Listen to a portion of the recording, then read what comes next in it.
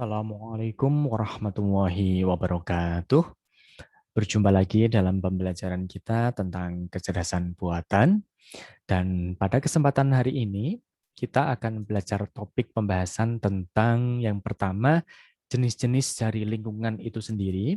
Kemarin kita sudah belajar tentang environment juga ya.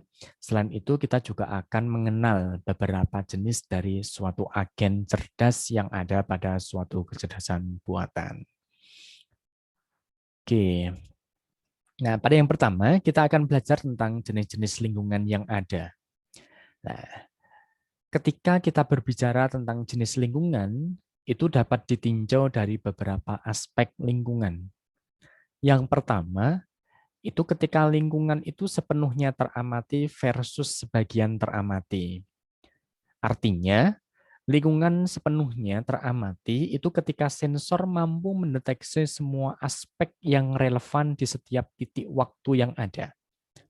Sedangkan ketika sebagian yang teramati karena sensor ada suatu unsur keberisikan atau suatu noise, sehingga memunculkan suatu ketidaksesuaian atau tidak relevan gitu ya. Nah, artinya akan memunculkan suatu hasil yang mungkin kurang akurat juga. Nah, artinya apa? Ada sebagian sepenuhnya yang teramati dengan bagus dan ada lingkungan yang hanya sebagian teramati. Kemudian yang kedua, ketika kita berbicara lingkungan yang sifatnya deterministik versus stokastik gitu ya. Artinya ketika lingkungan yang deterministik itu ditentukan oleh keadaan yang saat ini yang dilakukan oleh agen tersebut. Sedangkan stokastik ada suatu tindakan-tindakan yang lainnya. Artinya tidak hanya pada saat ini saja. Gitu ya. Nah, kalau kita berbicara lingkungan yang lain, ketika berbicara dari aspek episodik versus sekuensial ya, maka pengalaman agen ya itu dibagi atas beberapa episode. Namanya aja episodik ya. Berarti dibagi menjadi beberapa episode, sedangkan sekuensial saling terkait antar setiap bagian yang ada. Berarti apa? Satu episode dengan episode yang lain ya. Kalau kita berbicara episodik ya, maka dia akan ada episode 1, episode 2 ya kayak sinetron ya malahan ya. Nah, tapi kalau berbicara sekuensial, maka akan sebenarnya pada suatu selang tertentu ya. Artinya apa? Selang ini akan berkaitan dengan selang yang lainnya. Berarti pada selang waktu tertentu. Sedangkan ketika kita berbicara dari jenis statis dan dinamis, kalau kita tahu istilah statis ya, kalau dinamis kan adanya suatu perubahan, tapi kalau statis kan ya stuck gitu ya. Nah, pada kondisi statis, agen tidak perlu terus-menerus mencari pada lingkungan untuk memutuskan suatu hal. Artinya apa? Pada kondisi itu sudahlah bisa digunakan untuk memutuskan sesuatu perkara.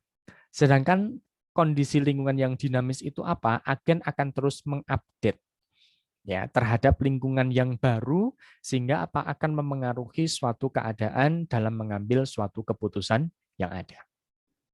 Kemudian ada discrete versus continue ya. Nah, ini jumlah lingkungan state atau tindakan untuk mencapai goal terbatas.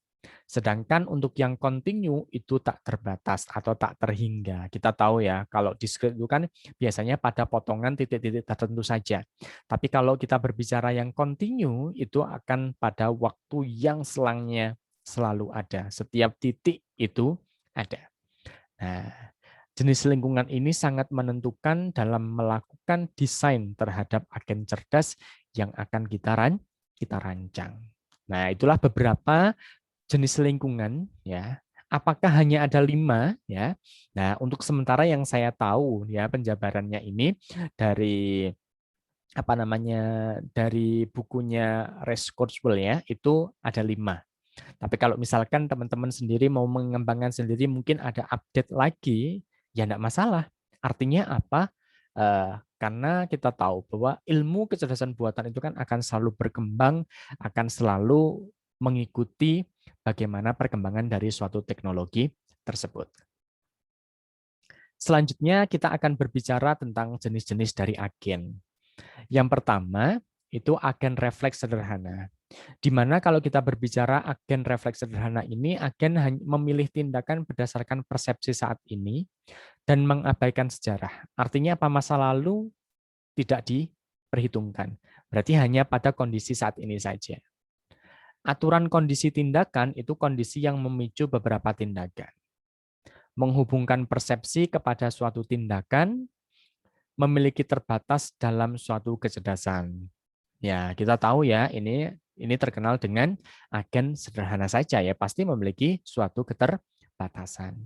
Keputusan yang benar hanya bisa dibuat dalam lingkungan yang teramati penuh. Artinya, ketika ada suatu noise ya, mungkin tidak akan bisa teramati dengan baik.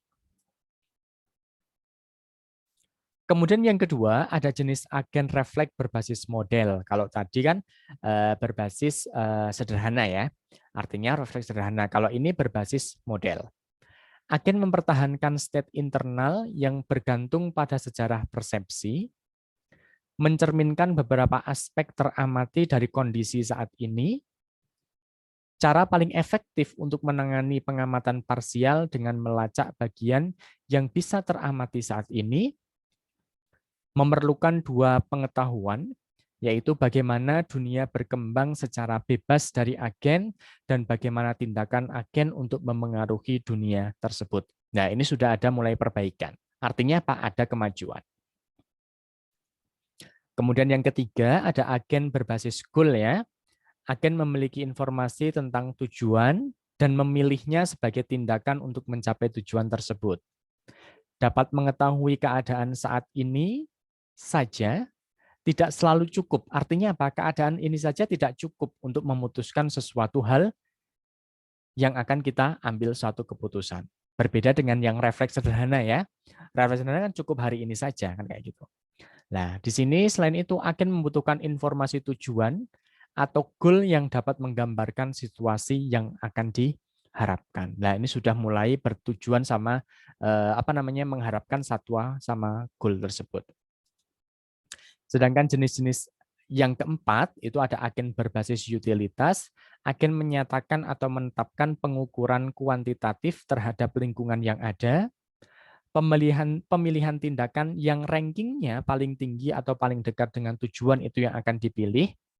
Mencapai tujuan saja tidak cukup untuk menghasilkan perilaku yang berkualitas tinggi. Seberapa cepat, seberapa aman, dan bagaimana murahnya itu juga terukur dengan baik.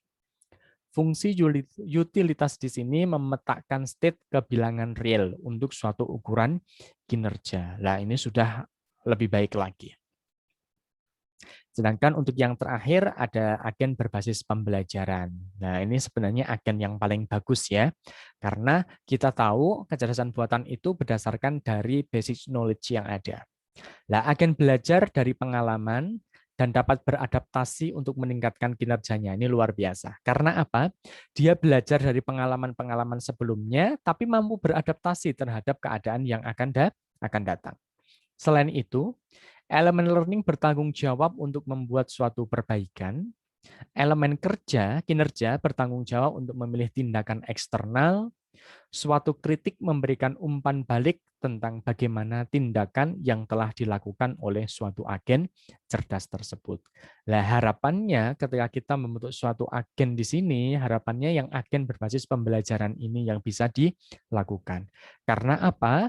Harapannya ketika seperti itu, maka basic dengan knowledge yang ada dan mampu beradaptasi terhadap suatu hal yang baru, itu bisa akan mendekatkan kepada suatu kesimpulan atau keputusan yang sesuai dengan yang diharapkan atau menuju kepada kesuksesan. Nah, itulah beberapa jenis dari lingkungan dan beberapa jenis dari agen yang ada pada kecerdasan buatan. Tapi tidak menutup kemungkinan akan berkembang dan akan bertambah dari beberapa jenis yang sudah ada. Oke, terima kasih untuk pembelajaran ini. Semoga bermanfaat. Sampai jumpa untuk di pembelajaran selanjutnya. Wassalamualaikum warahmatullahi wabarakatuh.